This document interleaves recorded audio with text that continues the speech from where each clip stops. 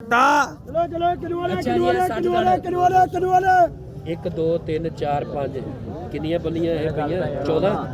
14 ना आ 14 दे बोलो पैसे हाँ अजमल बोलो बोलो बोलो बोलो बोलो बोलो बोलो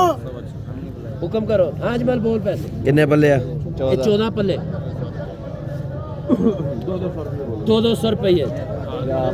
200 रुपये सवा 200 सवा 200 250 250 रुपये 250 किन्नू चेक कर लो 250 ਦਾ ਵਿਕ ਰਿਹਾ ਇਹ 250 ਰੁਪਏ ਦਾ ਐਨੀ ਮੰਦੇ ਹਾਲਾਤ ਹੋ ਗਏ ਜੇ ਕਿੰਨੂ ਦੇ 300 रुपये ਬੋਲਦਾ ਹੀ ਕੋਈ ਨਹੀਂ ਕਿੰਨੂ ਲੈਣ ਲੱਗਾ 300 रुपये ਸ਼ਰਮ ਕਰੋ पौड़े 300 रुपये पौड़े 300 पौड़े 300 पौड़े 300 पौड़े 300 6 300 ਚਾਰ चार इधर 300 जोड़ा उधर 300 सारा 300 सारा ही सवा 300 सारा ही सवा 300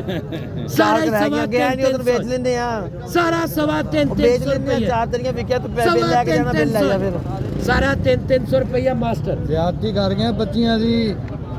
ਮੈਰਿਟ ਤੇ ਕਰ ਲਾ ਕੰਮ ਆ ਦੇਖ ਲਓ ਜੀ ਕਿੰਨੂ ਕਿੰਨੀ ਸਸਤੀ ਵਿਕੀ ਆ ਬੰਦੇ ਤਾਂ ਵੀ ਕਹਿ ਰਹੇ ਆ ਸਾਨੂੰ ਹੋਰ ਪੈਸੇ ਛੱਡੋ 300 ਦਾ 60 ਦਾਣਾ ਵਿਕਿਆ ਵਾ ਤੇ ਕਿੰਨੂ ਦੇਖ ਲਓ ਇੰਨੀ ਮਿੱਠੀ ਕਿੰਨੂ ਆ 300 रुपये ਮੋਟੇ ਕਿੰਨੂ